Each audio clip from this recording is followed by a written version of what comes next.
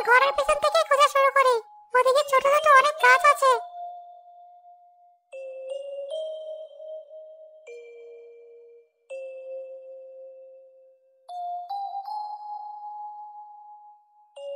সেই কখন থেকে খুঁজছি, একটা টুনটুনি পাখির বাসা দেখতে পেলাম না। ওরা কি এবার বাসা বানায়নি? ছায়ের পাশে ওটা কি কাজ চলছে?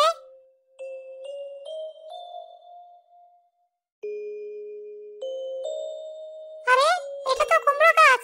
এক কাজ করি, এটা নিয়ে আমাদের ওই লুকানো বাগানে লাগিয়ে দেই। যদি একবার কুমড়ো ধরে, তাহলে আর মায়ের কাছে জিনিসের জন্য বায়না ধরে কাটতে হবে না। আমি নিজেই কুমড়ো বিক্রি করে সব কিনে নেব।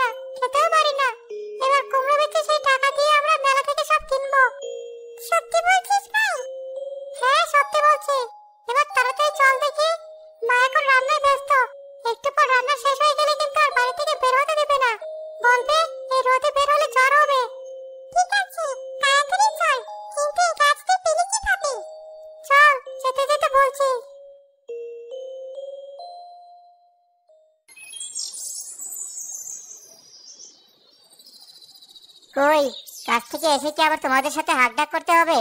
কারো দেখা পাচ্ছি না যে। গেলে কোথায় সব? এই রোদে পুড়ে ঘেমে কাছ থেকে এসে যে এক গ্লাস পানি পাবো তারও কপাল নেই। কোথায় সব আছে কে জানে। এই তো আছি, রান্না করেছিলাম। এই নাও পানি। প্রতিদিন এসে চিৎকার না করা পর্যন্ত কি এক গ্লাস পানি আমার কপালে জুটবে না? প্রতিদিন তোমাকে এক কথা বলতে হয়। আমার কি 10টা হাত? চারদিকে সবকিছু একা হাতে সামলাতে হয়। আমাকে সাহায্য করার কেউ নেই।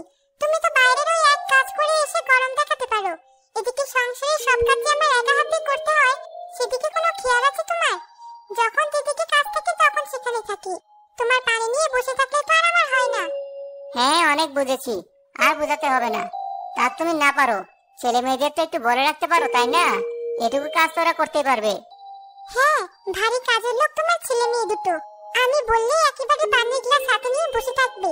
পাবো কোথায় তাদের? তারা কি কাছে থাকে? তাদের ছায়াটাও তো কোথাও খুঁজে পাওয়া যায় না। এই রোদের মধ্যে কোথায় দুটো আছে কে জানে। ঠিক আছে, দেখছি আজ আমি ওদের। এই রোদে রোদে ঘুরে বেড়ানোর স্বাদ দুটো আজ মেটাবো আমি। মেয়েটাও যা একটু ভালো ছিল, ভাইয়ের সাথে থেকে থেকে সেটাও এখন উড়নচণ্ডী হয়ে গেছে। তুমি ভাত বাড়তে শুরু করো, আমি পুকুর পাড় থেকে চট করে একটু ডুব দিয়ে আসি।